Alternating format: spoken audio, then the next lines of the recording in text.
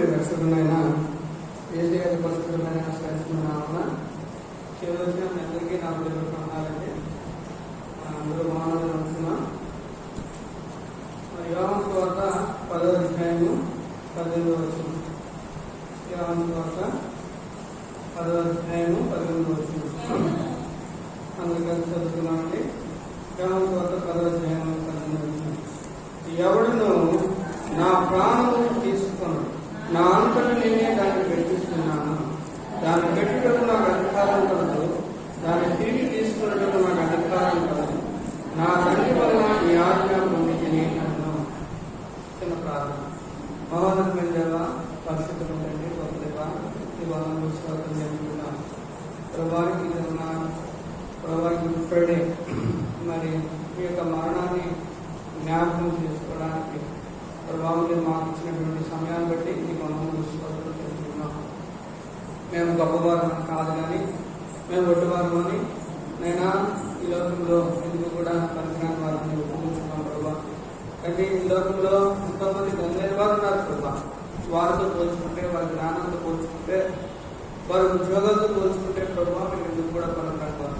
అయితే తండ్రి మేము నైనా పనికిరాని వారు అయినప్పటికీ కూడా మీరు ప్రేమించి మీ రక్తం పెట్టి ప్రాణం పెట్టి మమ్మల్ని కొని విమోచించినారు ప్రభావ అని వందనాలు శ్రోతాలు చూస్తున్నాం.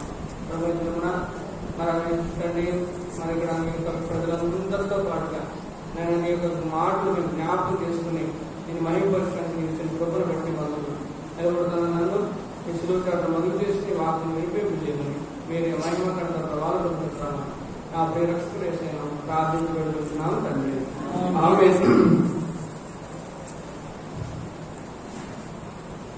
ఈ వాక్య భాగంలో దేవుడు తనకున్నటువంటి అధికారాన్ని తెలియజేస్తూ ఉన్నారు. ఈరోజు గుడ్ ఫ్రైడే అని చిన్నప్పుడు చాలాసార్లు గుడ్ ఫ్రైడే అన్నప్పుడు ఏంటి గుడ్ ఫ్రైడే అని ఆలోచించినప్పుడు యేసు ప్రభు వారిని సిలువ వేశారట అని అన్నప్పుడు నాకు చాలా అనుమానం, చాలా కన్ఫ్యూజన్లో వెళ్ళేవాడిని. ఎందుకోసం అంటే యేసు ప్రభు వారిని చచ్చిపోయాడంటే ఆయన పుట్టినరోజు అయితే గుడ్ ఫ్రైడే, గుడ్ బర్త్డే అనొచ్చు. ఆయన చనిపోయాడంటే గుడ్ ఫ్రైడే అంటారేంటి అని నాకు సండే స్కూల్ టైం నుంచి కూడా నాకు ఒక క్వశ్చన్ మార్క్. ఆ వర్డ్కి నాకు నచ్చింది కాదు. గుడ్ ఏంటి, యేసు ప్రభు చంపేశారు వాళ్ళందరూ కలిసి. ఆ అందరూ కూడా యూదులందరూ కూడా కలిసి ఆ రాజులు ఆ హేరోదు పిలాతు కలిసిపోయి ఆయన అసూయ చేత సిలువ వేసింది అని అంటున్నారు.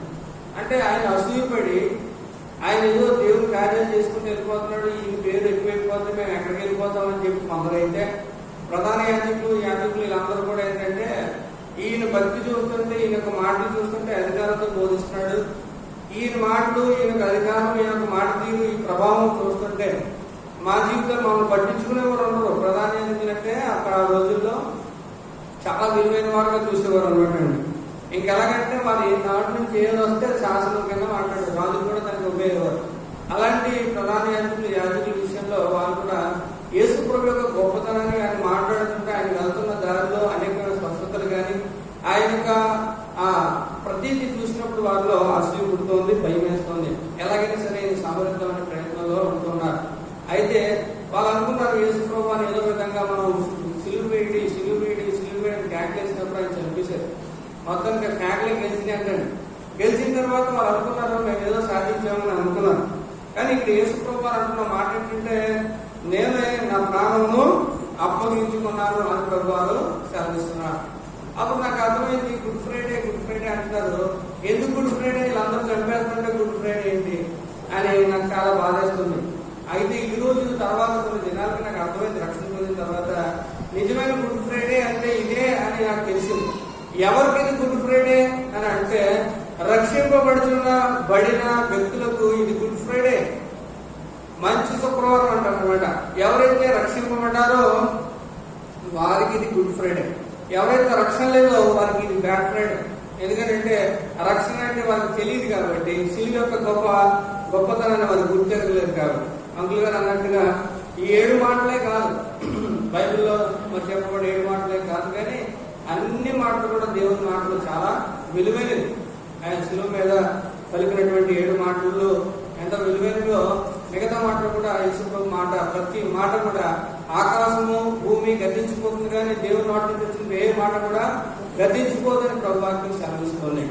మరి ఆయన చెప్తున్న మాటల్లో మనం కొన్ని విషయాలు చాలా తక్కువ సమయంలో చెప్పి ముగించడానికి ప్రయత్నం చేస్తారు. మరి మొట్టమొదటి మాట ఏం చెప్తున్నాడంటే, మీరేమి చేస్తున్నారో వీరెందుకు కనుక వీరిని క్షమించుడి అని లోకాసు వార్త 23వ అధ్యాయము 34వ వచనంలో ఉంది. అలాగే 43లో నీవు నాతో కూడా పరదేశంలో ఉంటావన్నాడు. 3వ మాట, తల్లికి అమ్మ ఇదిగో నీ కుమారుడు అని యోహాను సువార్త 19వ అధ్యాయము 26వ వచనం మామూలుగా రెఫరెన్స్ చేస్తానని చెప్పి నేను వెళ్తాను. మార్కు సువార్త 15:34లో ఏమన్నాడు, ఏలి ఏలి రామా సబక్తాని, నా దేవా నా దేవా ఎందుకు పిలిచావు. యోహాను సువార్త 19:28లో దప్పిక వేయించున్నాను. యోహాను సువార్త 19:28.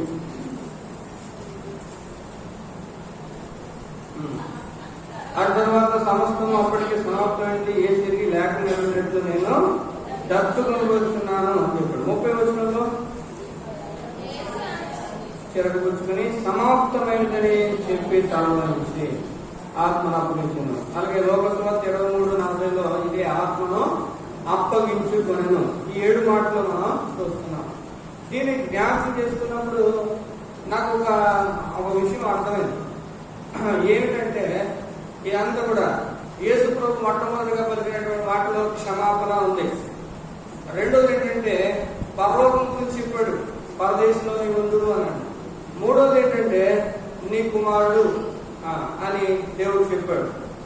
ఇలా వరుసగా చూసుకుంటే దేవుడు మనకి ఏం నేర్పించదలిసి ఉన్నాడో అనేది కూడా ఇక్కడ మనకి అర్థమైపోతుంది. ఏంటి మొట్టమొదటిది ప్రభువారు నేర్పిస్తున్న మాట ఏంటంటే క్షమించుట. నేను ఎలాగైతే క్షమించానో మీరును క్షమించండి. మొట్టమొదటిగా మారు మనసు పొందిన వ్యక్తిలో కనబడాల్సింది ఏంటంటే క్షమాపణ. ఈ గుడ్ ఫ్రైడే యేసు ప్రభు మరణించాడు అని మనం కూర్చొని ఏడవడం కాదు, కానీ ఆయన అంటున్న మాట నా గురించి ఏడవద్దు, మీ గురించి మీ పిల్లల గురించి ఏడవద్దు. ఎందుకంటే మీ పిల్లలు మీరు ఎక్కడుంటారో ఆయనకు తెలుసు. ఒక మనిషి ఎవరికి ఏమవుతాడో కూడా ప్రభు వారికి తెలుసు. అందుకని మీరు ఏడుస్తున్న నా మీద జాలిపడి ఒక నీతిమంతుని అప్పగించేసినాను. అది కాదు, నేను మరణించింది ఎందుకోసం అంటే నీ అందరి కొరకు, నా పాపముల కొరకు, మన యెషయా అడుగుడు చదువుకున్నట్టుగా ఆయన మీద మన అతిక్రమ క్రియల కొరకే ఆయన గాయపరచబడ్డాడు. ప్రభువారు మన అతిక్రమాలన్నీ కూడా మోయిన కొరకే యేసు ప్రభువారు ప్రాణం పెట్టాడు. విషయం మర్చిపోయారు. దేవుడు అంటున్నాడు, ఇప్పుడు కూడా ఈ దినాన్ని మనకు జ్ఞాపకం చేస్తున్నట్టయితే నేను చనిపోయింది ఎందుకంటే మీరు కూర్చుని ఏడుపుతున్నాను కాదు, కానీ మీ జీవితాలని గురించి ఏడ్చి ప్రభువా నేను పాపని క్షమాపణ అడిగి ప్రభు దగ్గరికి వెళ్తారని. మనం ప్రభు దగ్గర క్షమాపణ అడగాలంటే దేవుడు ఎవరు క్షమిస్తానన్నాడో తెలుసా అంటే, మీరు ఇతరులను క్షమించగలిగితే నేను మీ పాపను క్షమిస్తున్నాడు. ఒక స్వార్థలో మీరు ఇతరులను క్షమించకపోతే మీ పాపములు కూడా నేను క్షమించను అని దేవుడు చదివించినట్టుగా చూస్తూ ఉన్నాం. తర్వాత మీరు ప్రార్థన చేయనప్పుడల్లా మార్కు సువార్త కొన్ని వచ్చిన 11:25 వచ్చిన మీకు ఒకరి మీద విరోధం ఏమైనా కలిగిన మీరు నిలబడి ప్రార్థన చేయనప్పుడల్లా వాని క్షమించుడి, అప్పుడు పరలోకమందున మీ తండ్రి మీ పాపములు క్షమించును. రక్షణ పొందిన వ్యక్తి ఫస్ట్ మొట్టమొదటిగా చేయాల్సింది ఏంటంటే తన ఆత్మీయ అనుభవంలో, ఆత్మీయ మెట్లలో చూస్తుంది ఏంటంటే క్షమాపణ. ఎవరి జీవితాలు అయితే క్షమాపణ లేదో వారు దేవుడి సంబంధులు కాదు. దేవుడు ఎందుకంటే వారి జీవితాల్లో దేవుడు ఎవరిని మన ఇతరులు క్షమించలేకపోతే మన పాపాలు కూడా దేవుడు ఏమంటాడు, క్షమించాడు ప్రభువారు. అవి బాబు మీకు ఏం తెలుసండి, చాలా పీడి చేశారండి, వాళ్ళు ఎంతంత కాదని ఎంత మేలు చేసినప్పుడు కూడా ప్రభు అంటాడు నీ శత్రువుల్ని ప్రేమించుకున్నాడు. దేవుడు నీ శత్రువులు కూడా ప్రేమించుకున్నాడు. వారి కొరకు ఏం చేయమన్నాడు, ప్రార్థించమన్నాడు. మీకు లోకంలో శ్రమ కలుగును. ఎందుకోసం శ్రమలు కలుగుతాయి అంటే మనకు అక్కడ ఏం చేస్తున్నట్టే ప్రభు వారు ఒక బహుమానం చెప్పుకోవచ్చు. నా శ్రమే మనకు బహుమానం. అందుకని అంటాడు మీరు ఆనందించండి, ఏమిటి శ్రమ? ఈ లోకంలో శ్రమ అంటే ఏంటండి? మనం నిజాయితీగా ఉన్నవాళ్ళు తిట్టడమే శ్రమ. ఇంకా చెప్పాలంటే మనం నీతిగా బ్రతుకుతున్నా కానీ, మనం ఏం చేయకపోయినా కానీ మన మీద నిందలు వేసిన, ఇంకా విధంగా చెప్పాలంటే మనం అనుకున్నది జరగకపోతే, నేను అది అనుకున్నాను బ్రదరు కానీ ఇలా అయిపోయింది అనుకుంటే అది శ్రమే, హృదయంలో నొచ్చుకోవడమే. కాబట్టి దేవుడు అంటున్నాడు, మీరు అనుకున్నట్టుగా ఈ లోకంలో జరగదు.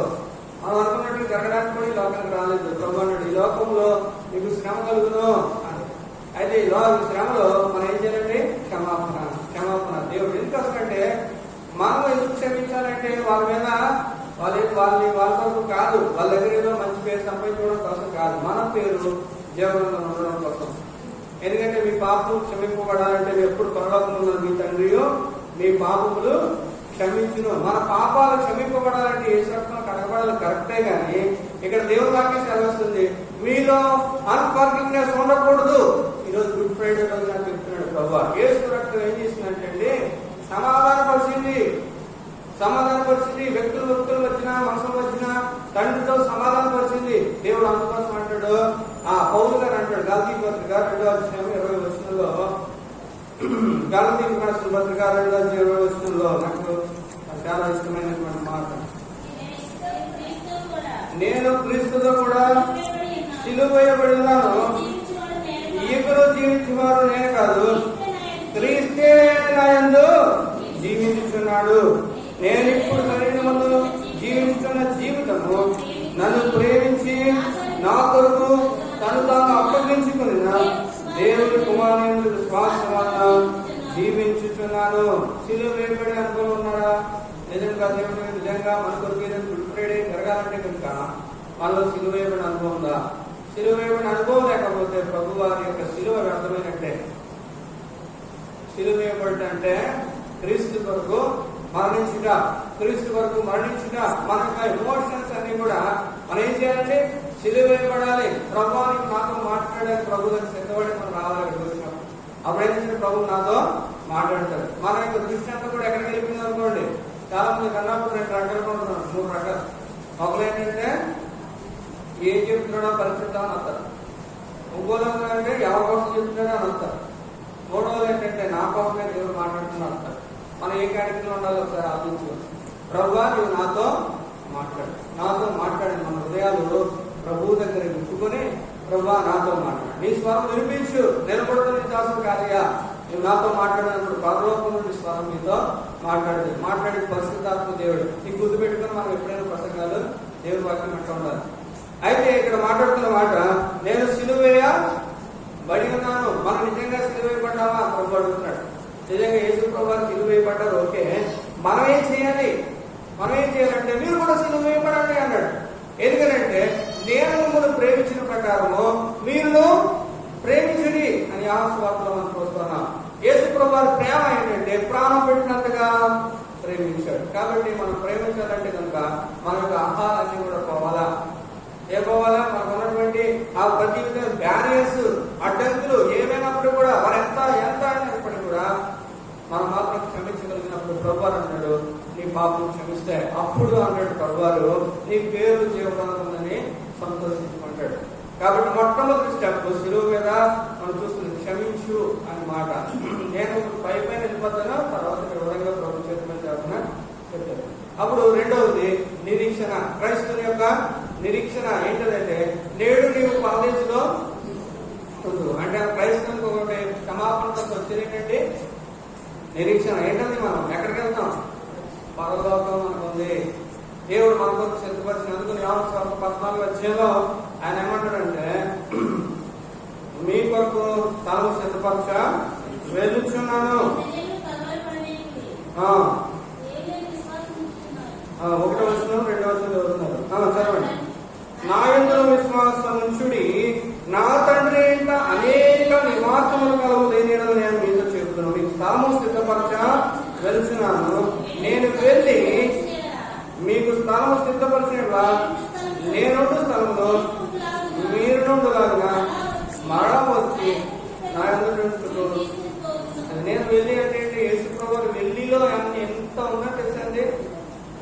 వెళ్ళి అంటే ఆయన ఎంత శ్రమపడి వెళ్ళాలో, ఆ గొల్గొతా కొండ వరకు కూడా ఆయన ఎంతో ఆ బరువాటి శిలువ మోసుకుంటూ వెళ్ళి ఆ కపాలమైనటువంటి శ్రమ ఆ కొండ మీదకి గొల్గొతా అనే కొండ మీదకి ఆయన ఎంతో ఉన్నాడు.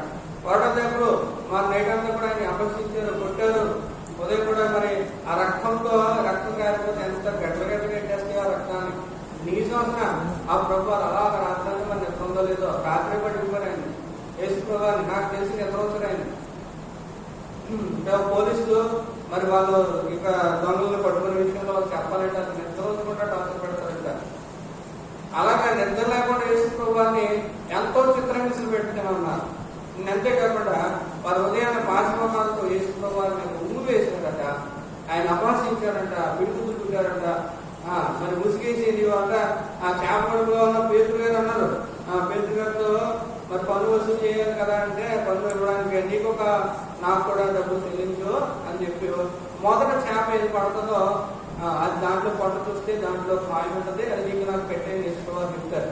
ఆయన ముందే తెలుసు చేపడుతూనే ఏమన్నా తెలుసు, ఆ చెట్టు కింద కూర్చున్న వ్యక్తి తెలుసు, ఆ గాడి ఎక్కడి నుంచి కట్టబడిందో ఎవరు ఎక్కడ గాడి ప్రభుత్వానికి తెలుసు, సమస్తం ఎరిగిన దేవుడు అని తెలుసు, వారికి కూడా తెలుసు. అయితే వారు హృదయంలోకి రాలేదు, అది పొరలోకి వెళ్ళింది. వారి హృదయంలోకి వెళ్ళలేదు, వాళ్ళు పైనుంచి కిందలోకి వెళ్ళలేదు. మనం కూడా మన హృదయాలు ప్రభుకి అలా ఉన్నాయేమో. ప్రభు వారు అంటున్న మాట ఏంటంటే ప్రభు వారు ఏమంటున్నారంటే మరి దేవుడు తన హృదయానికి ప్రభు అప్పగించుకుని ప్రభు వారు అడుగుతూ ఉన్నట్టుగా చూస్తున్నాం. అన్ని ఎరిగిన దేవుడు, సమస్తాన్ని ఎరిగినటువంటి దేవుడు. ఇక్కడ మనం చెప్తున్నమాట, నేను వెళ్ళి మీకు స్థలము పరిచయం నేను స్థలంలో మీరు ఉండగాక మరలా వచ్చి నా మిమ్మల్ని తీసుకుని పోదును అని ప్రభు వారు సెలవుస్తున్నాడు. నేను వెళ్ళి అంటున్నాడు. ఆ యేసు ప్రభువారికి అన్ని తెచ్చని చెప్పి ఆయన ముసిగేసి అనుకుంటారు. ఇప్పుడు చెప్పయ్యా నీకు తెలుసు కదండి అని చెప్పి అనుకుంటారు. ఆయన తెలుసు, ఆయన కలుగుతుంది, ఆయన చూడగలడు, కానీ అప్పుడు ఇప్పుడు ఆయన మాట్లాడలేదు. ఆయన నోరు బతకలేదు. ఇంత కష్టం ఆయన వరకు సిద్ధపడ్డ గొర్రెలే ఆయన మౌనంగా. ఎందుకోసం అంటే మనందరి పాపముల కొరకే ఆయన క్రైస్తవులను చెల్లించిన కొరకే క్రైస్తవుగా తను నిరీక్షణ. రెండవ మాట. మూడవ మాట, ఆయన నీ కుమారుడు అని చెప్పాడు. అంటే ఏంటంటే ఆయన ఉన్నటువంటి బాధ్యత, అంత విధంగా ప్రేమ, ఆయన చూపినటువంటి ప్రేమ కలిగి ఉండాలని ప్రభువారు సెలవిస్తున్నాడు అనమాట. ఆ ప్రేమ అందుకని అంటాడు, ఎవరిని నీ తల్లి నీ సహోదరుడు వచ్చినట్టు ఎవరు నా తండ్రి నా తల్లి అంటాడు. దేవుడు మాట చెప్పిన ప్రతి ఒక్కడు కూడా నా తల్లి తండ్రి అంటాడు.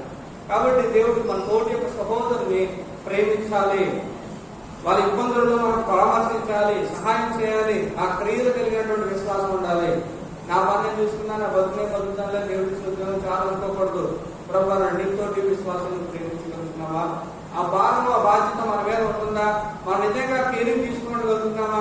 మనకు కావాల్సింది ఏంటంటే డబ్బు ఉంటే డబ్బు ఇవ్వండి, సమయం ఉంటే సమయం ఇవ్వండి, బలం ఉంటే బలం ఇవ్వండి. మన తోటి విశ్వాసాన్ని మనం ఏం చేయాలి? పైకి తీసుకురావడానికి మనం ఎంతైనా సరే కృషి చేయాలి. నీకేమొస్తుందమ్మా? ఎంత పనిగొట్టుకుని వచ్చి ఆ పిల్లలను చదివించడానికి వస్తున్నావు అంటే మనకేం రాదు.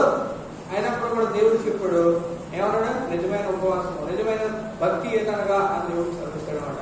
మనం ఇబ్బందులను వారిని పరామర్శించాలి, దిక్కు లేని వారిని ఆదరించాలి, తల్లిదండ్రులు లేని వారిని కూడా మనం చూడగలిగినటువంటి ప్రేమ మనం చూపగలగాలి. అంతేకాదు మన తోటి విశ్వాసం మనం ప్రేమించగలగాలి. మనలో ప్రేమ లేకపోతే విశ్వాసం అయినప్పటికీ విశ్వాసం మధ్య ఏముండదండి? ప్రేమ ఉందా? ఉండట్లేదు. ఎందుకు ప్రేమ? ఆ ప్రేమ అంటే అన్ని దోషంలో కప్పుతుంది, సమస్త శరీరాన్ని తీసుకేస్తుంది ఆ ప్రేమ. కానీ ఆ ప్రేమ లేకుండా చేస్తుంది సాతాను. అయితే మన ప్రభు వారికి ఆ ప్రేమ కలిగిన. నాలుగో మాట, చెయ్య విడిచాను, సాక్రిఫైషియల్ లైఫ్. దేవుడు ఎందుకని యేసు ప్రభు వారిని చెయ్య తండ్రి విడిచిపెట్టాడు తెలుసా అండి? ఆ పాపము చేయనటువంటి దేవుడు పాపము మోయబడ్డాడు. సర్వలోక పాపములని కూడా ఆయన మీద వేసుకుని ఆయన భరించాడు. ఆయన నిందలు భరించినట్టుగా చూస్తున్నాం. యేసు ప్రభువారు ఎందుకని ఆ మోత, ఆ రోత హృదయాలందరి యొక్క పాపములన్నీ కూడా యేసు ప్రభువారు ఆయన మోసుకు వచ్చాడు అనమాట. ఆయన పాపం క్షమించడానికి. దీన్ని ఏమంటారంటే భారం భరించడం, సాక్రిఫైషియల్ లైఫ్. ఇతరుల కొరకు, ఇతరుల రక్షణ కొరకే మనం భారం కలిగి పనిచేయటం. ఇతరులను ఎలాగైనా రక్షించాలో, దేవుళ్ళకు నడిపించాలని ప్రభువారు కోరుకుంటున్నటువంటి మాట. సాక్రిఫైషియల్ లైఫ్ అంటే మనకు ఉన్నటువంటి సమయము కొద్దిగైనా సరే ఆ సమయంలో మనం ఇతరుల కొరకు వెచ్చించాలి. నా పని కాదు, సేవకుడు పని అనుకోకూడదండి. ప్రతి ఒక్క రక్షింపబడిన ప్రతి ఒక్క విశ్వాసి పని కూడా సాక్రిఫైస్ చేయడమే. మీ జీవితాలు ప్రభు పనికి అప్పగించినప్పుడు అందుకని అంటాడు, మీ కొరకు ఇక్కడ ధనం సమకూర్చుకొని మీకు పరలోకంలో ధనము సంపాదించుకుని. అంటే దేవుడు అంటున్న మాట ప్రకారం అక్కడ ఏముంటుంది? నాకే పరలోకంలో ధనం కూడా ఉంటుంది కదండి, అక్కడ కూడా ఆస్తులు ఉన్నాయి కదా, మనకు నిరీక్షణ ఉంది. అదే అందుకనే మదర్ తెరీసా తన అమెరికాలోనే ఇక్కడికి వచ్చేసి కుష్ఠరోగుల మధ్య పరిచర్య చేసినట్టుగా ఉంది. మన ఛత్తీస్గఢ్లో ఒక సేవకుడు మరి దేవుని స్వార్థ ప్రకటిస్తున్న సేవకుని ఆయన ఇచ్చారంటే ఖర్చుతో పొడిచి కనిపించారు. శుక్రవారం అనుకుంటాం మేబీ, అది జరిగి దగ్గర ఒక 2-3 వారాలు అవుతుంది.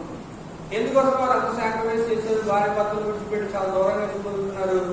ఎందుకు అడవిలోకి వెళ్ళిపోతున్నారు? వాళ్ళకి అన్ని కంఫర్ట్స్ ఉంచుకొని చాలా మంది ఫారినర్స్ అన్ని కూడా వచ్చేసి ఇక్కడికి ఎందుకని సేవ చేస్తున్నారు. వాళ్ళు ఎంత శుభ్రంగా ఉంటారో, వేడి కూడా పడదు, అయినప్పుడు కూడా ఎర్రగా కలిగిపోయిన శరీరాలతో వాళ్ళకి పరిచర్య చేస్తూ ఉన్నారు.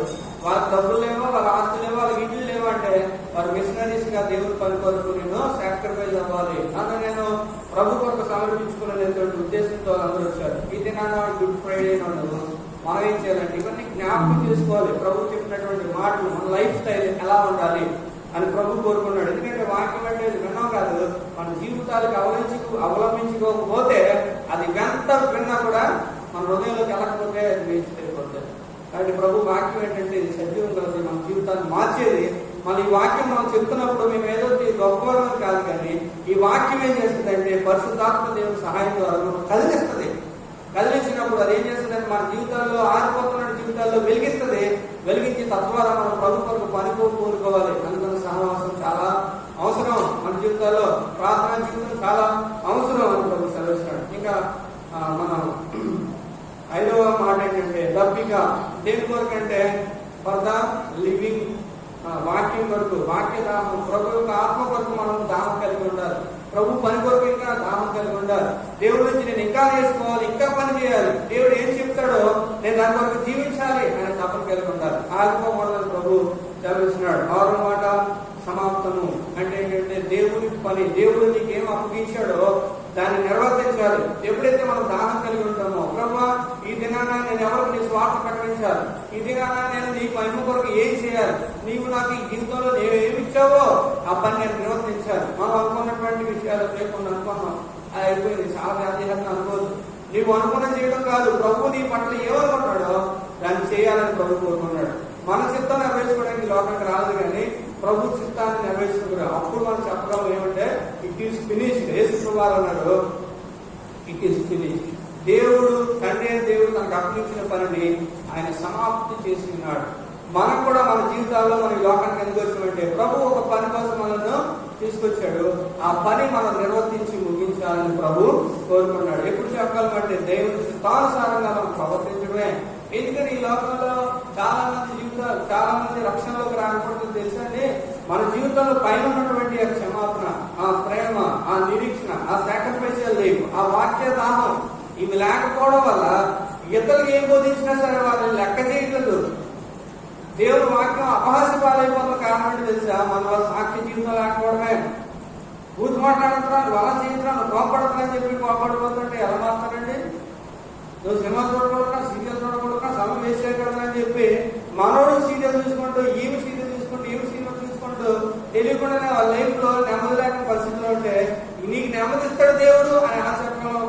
కాబట్టి ఎందుకనంటే మన జీవితంలో నిజమైనటువంటి సంతోషం, నిజమైనటువంటి ఆనందం ఎప్పుడు పొందగలుగుతాం అంటే పైన ఉన్నటువంటి వాళ్ళ లక్షణాలు, ఆ ప్రేమ, ఆ నిరీక్షణ, క్షమించే గుణం, ఆ సాక్రిఫైషియల్ లైఫ్, దేవుడు పని కొరకే భారం కలిగి ఉంది. ఎవరు బాధపడతారండి? ఎవరు పని చేయమని చెప్తారు?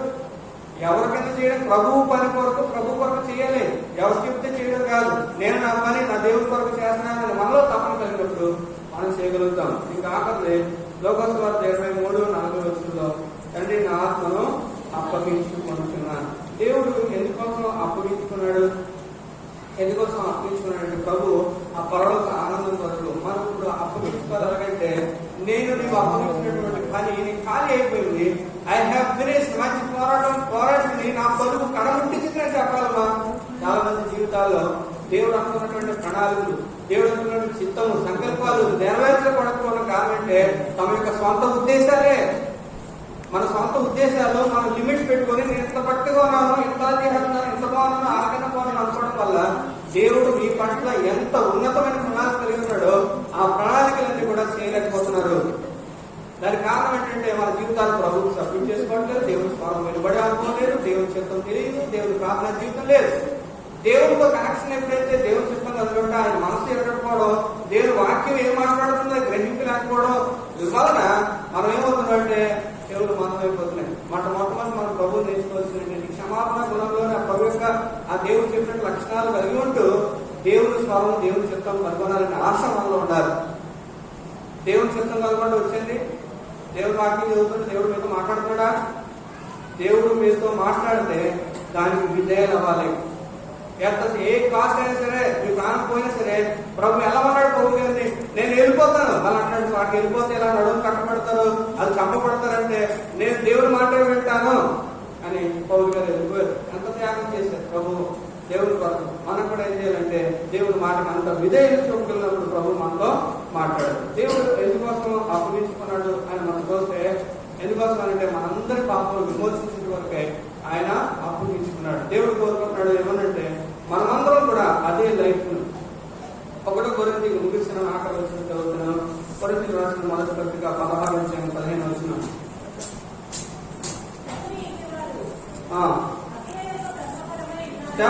వారు అక్కడ యొక్క ప్రథమఫలమై ఉన్నారు. మీరు వారు పరిశుద్ధులకు పరిచర్య చేయటకు తమ్మును తాము అప్పగించుకుని ఉన్నారని మీకు తనకు తెలియను. యేసు ప్రభువు తను తాను అప్పగించుకున్నాడు. ఎందుకంటే మనందరి పాపముల కొరకే అప్పగించుకున్నాడు. మనం ప్రభు వరకు ఏం అప్పగించుకున్నాడు అంటే స్టెఫనీ వారు అక్కడ యొక్క ప్రథమఫలమై ఉన్నారు. వారు పరిశుద్ధులకు పరిచర్య చేయటకే తమ్మును తాము అప్పగించుకున్నారు. ప్రభు బలవంతంగా ఎవరిని వాడుకోడు. మన ప్రభు నన్ను వాడుకో, నన్ను అప్పగించుకుంటే ప్రభు అంటాడు నేను నిన్ను వాడుకుంటానని ప్రభు తెలుస్తాడు. ఆ స్టెఫను ఇంటి వారు చనిపోయాడు. స్టెఫను ఆయన యొక్క ఇంటి వారందరూ కూడా ఏం చేసింది? ప్రభు పరిచర్య వరకు అప్పగించుకున్నారు. స్టెఫన్ అయితే తన ప్రాణాన్ని అప్పగించేసుకున్నాడు, ఇంకా తన జీవితాలు కూడా అప్పగించుకున్నారు అని దేవుని వాక్యం చదివిస్తుంది. అవయవాలు కూడా అప్పగించుకోవాలని ప్రభు శాపిస్తుంది. కాబట్టి ఇవన్నీ మనం చూసుకుంటూ ప్రభు ఎందుకోసం అప్పగించుకున్నాడు అంటే కాంతి 1 ప్రకారం 1:4 ప్రకారంగా మన పాపముల కొరకు ఆయన అప్పగించుకున్నాడు. ఎఫెసీ 5:2 ప్రకారం మనం పరిమళ వాసనగా ఉండాలని, అంతేకాకుండా 5:27 మన నిలువ పట్టుటకు ప్రభు అప్పగించుకున్నాడు. కాబట్టి మనం పరిమళ వాసనగా పరిశుద్ధులుగా నీతివంతులుగా ఉండాలని ప్రభు తను అప్పగించుకున్నాడు. ఆ విధంగా ప్రభు ఉండడానికి మనకి సహాయం చేసి మనల్ని నడిపించడానికి ఆయన ఇష్టపడుతున్నాడు. కాబట్టి ఒక్క దినానికి ఒక్క మాట ఆఖరిగా ఎవరైతే దేవుని రక్షణను ఎదుర్కొన్నారో, దేవుని యొక్క రక్తం యొక్క గొప్పతనాన్ని గ్రహించలేకున్నారో వారందరూ కూడా ప్రభు అంటున్న మాట గుడ్ ఫ్రైడే నాడు ఈ మాటలు ప్రభు ఎందుకోసమే రాయబడుతుందంటే మన జీవితాన్ని మార్చడం కోసం. యేసు రక్తము ప్రతి పాపంలోని మనల్ని పవిత్రులుగా చేయదు. ఎవరైతే ఇంకా రక్షణ లేకుండా ఇంకా నా జీవితాన్ని నేను ఇంకా నా జీవితాన్ని ఇష్టం జీవిస్తానని అనుకుంటున్నారో ప్రభు వారికి ప్రేమ పిలుపు పిలుస్తున్నాడు. ఇదే రక్షణ జనం, ఇదే అనుభవ సమయం. ఎవరైతే నా దగ్గరికి వస్తారో వారిని కూడా నేను తోసివేయను. చాలా మంది తమ జీవితాల్లో ఇంకా రామపత్రికలో 7వ రాయబడినట్టుగా ఏమంటే అయ్యో అని బాధపడుతుంది. ఎందుకంటే నేను ఏదైతే చేయకూడదు అనుకున్నానో అదే చేస్తున్నాను, పాడైపోతున్నాను. ఏంటిది నాకేమో అర్థమైంది కాదు. అక్కడ పౌలు గారు కూడా రాసినాడు, అయ్యో నేను ఎంత దౌర్భాగ్యుడు, ఇంటి మరణంలోని శరీరంకి ఎలా లోనైపోతున్నాను అని బాధపడుతుంటాడు. అప్పుడు ప్రభు వారు ఆ తర్వాత అధ్యయనం రాస్తాడు, దేవుని ఆత్మచేత జీవితం కలిగి ఉంటానని ప్రభు సెలవిస్తున్నాడు. కాబట్టి మనం ప్రభు దగ్గరికి అప్పగించుకుందాం. ప్రభు నీ ఒక ఆశ కలిగి ఉన్నాను కానీ ప్రభు నేనైతే నేను మళ్ళా సిద్ధం చేస్తున్నాను. మనం ఇప్పుడు చేస్తున్న పాపం కొరకు మాట్లాడుతూ ఎవ్రీ పద్ధతిలో ఏమన్నా తెలుసు అంటే మనం ఏదో తప్పు చేస్తాం, ఏదో పాపం చేస్తాం, ఏదో అబద్ధమాడడం ఏదో అనుకుంటున్నారేమో కానీ యేసు ప్రభు వారికి ఏమవుతున్నారో తెలుసా అండి? ఎవ్రీ పద్ధతి ఆరోగ్యంలో మరలా నన్ను సిలువ వేస్తున్నాను. మనం చేసే ప్రతి పాపం చేతులు చేసే పాపం ఆయన చేతిలో మరి మేలు కూర్చుకోండి. కాదు తిరిగిన పనులు కొరకే మనకి అనుకుంటే ఎవరు చూడలేదు అనుకుంటారేమో. దేవుడు నేను చూస్తున్నాను, ఆయన అన్ని ఎరిగిన దేవుడు. అయినా కానీ మనం శిక్షించకపోవడం కారణం తెలుసా? ఆ దేవుని యొక్క ప్రేమ, మనపై చూస్తున్న ప్రేమ ఆయన ఆపుతుంది, ఆయన బలవంతం చేస్తుంది. ఆయన మన కాళ్ళతో చేసిన పాపం కొరకే ఆయన కాళ్ళలో మన మేగులు పట్టబడి, మన తాలూకులతో చేసిన పాపం కొరకే మొదటి రోజులు పట్టబడింది. మన హృదయంతో చేసిన పాపంగా బల్లెపోవడానికి పట్టబడ్డాడు. సో అంత దేహం అంతా కూడా పచ్చి గుండెలు అయిపోయినాయి అక్కడి. ఎందుకంటే మనం చేసినటువంటి ప్రతి పాపంకే ఇప్పుడు ప్రభు వచ్చి ప్రభా నేను ఎంతగా గాయపరుస్తున్నాను, ఇంకా గాయపరుస్తున్నాను ప్రభా, నన్ను క్షమించు, ఇకనైనా నీ కొరకు జీవిస్తా ప్రభా, నన్ను క్షమించు ప్రభా, నీ కొరకు సాక్షిగా జీవిస్తా. ఇక్కడ నేను జీవించేది నేను కాదు, క్రీస్తే నా మట్టికైతే బ్రతుకు క్రీస్తే బ్రతికితే చావైతే లాభము అని చెప్పగలిగే వారు ఎవరు ఉన్నారా అని ప్రభు అడుగుతాడు. ప్రభు కొరకు ఇది నన్ను నిర్ణయించుకున్నాం, ప్రభా నేను నీ కొరకు పరిచయం కొరకు, నీ సేవ కొరకు, నీ పని కొరకు నేను నిలబడతా. నేను యాక్టివ్గా నాకు డ్రమ్ కొట్టడానికి కూడా చేతనైంది కాదు. వచ్చి కానీ నేను కొట్టేవాడిగా, సిగ్గుపడేవాడిని, కయ్యలు కొట్టగా సిగ్గుపడేవాడిని, వెనకాల కూర్చోవాడిని, ఎక్కడ అమ్ముతుంది చెప్తానని కాలుకి రావచ్చు, ఇక్కడ ఏం చేసుకోవాడు. నాకేంటి నాకు చాలా భయం. అన్నతో మాట్లాడడానికి, నవ్వుతో మాట్లాడడానికి నాకు ఇష్టం ఉండేది కాదు నలుగురితో. అలాంటి నన్ను దేవుడు నిలబెట్టుకున్నాడు. ఎప్పుడో తెలుసండి, నేను ప్రభు నా జీవితం ఏంటిది అని ప్రభువుకి అర్పించుకున్నప్పుడు, నా జీవితం ఇంతే నాకు శూన్యమైనా అని అనుకున్నప్పుడు ప్రభు మాట్లాడుతూ వచ్చాడు, నన్ను రక్షించుకున్నాడు. నేను అనారోగ్యం పాలైనప్పుడు మెడిసిన్ చదువుతున్న టైంలో 3వ సంవత్సరంలో మరి కడుపులో అలసర వచ్చినప్పుడు అతనున్న డాక్టర్ గారు క్యాన్సర్ ఏమో అన్నారు. క్యాన్సర్ ఏమంటే నాకు భయం వేసింది. అప్పుడు కొద్దిగా నాలెడ్జ్ ఉంది. క్యాన్సర్ వస్తే 2-3 సంవత్సరాలు, 4 సంవత్సరాలు, 5 సంవత్సరాలు చచ్చిపోతాం. చచ్చిపోయిన తర్వాత ఇంకా నా జీవితం ఏంటి అని నాకు క్వశ్చన్ మార్క్ వచ్చింది. నేను ఎన్నో ప్రణాళికలు చేసుకున్నాను, ఎంతో ఆలోచనలు వేసుకున్నాను, నా జాబ్ ఎక్కడైనా అని తెలిసినప్పుడు నాకు చాలా భయం వేసింది. అప్పుడు ప్రభుత్వం మొక్కున్నాను, ప్రభువారిని బ్రతికిస్తే నీకు పని చేసుకుంటాను అని మొక్కున్నాను. సరే బ్రతికిస్తాను. ప్రభువారు తన మాటల ద్వారా మాట్లాడుతూ వచ్చాడు. మళ్ళా రిపోర్ట్ కోసం 3 రోజుల తర్వాత వెళ్తే అక్కడ నెగిటివ్ రిపోర్ట్ వచ్చింది. నెగిటివ్ రిపోర్ట్ నాకు సంతోషం ఎంతో ఉంది, కానీ నీకు పరిచయం చేస్తాను. ఏం చేయను, మొక్కుకున్నాను. ఇక్కడికి వచ్చాను, అందరూ కూర్చున్నారు, డ్రమ్ అలా ఖాళీ ఉండేది. ఏం చేయాలి అర్థమైంది కాదు. అప్పుడు ఉన్నాక సిగ్గు. సరే మొట్టమొదటి అనుభవాలు మొక్కుకున్న తర్వాత ఎవరికి తెలిసింది ఈ విషయం, ఎవరికి తెలియదు, దేవుడికి నాకు తప్ప. అప్పుడు కంది కొట్టి నేను ఒక్కడే అలా కొడుతున్నవాడిని. సరే ఇలా కదని చెప్పి డ్రమ్ కొట్టేవాడిని. అలా కొడుతున్నప్పుడు అందరూ ఎంకరేజ్ ఏం చేయలేదు. నీకు ఇంకా వీటిలే కావాలా అని అడిగారు. నాకు డ్రమ్ కొట్టేది కాదు, చేతలేదు కాదు. అప్పుడు మళ్ళీ ఒకసారి అలా ప్రాక్టీస్ చేసుకుంటూ ప్రభు కొరకు పని చేయాలని తపన నాలో పుట్టింది. మనం ఎవరికైతే మనం ఎవరం కూడా గొప్పలమే కాదు. గుడితో ప్రభా నేను ఉన్నానని మనం అప్పగించుకుంటే, ప్రభా నన్ను వాడుకోని అప్పగించుకుంటే ఆ సులువులోంచి ఉన్న శక్తి మనలోకి వస్తుంది.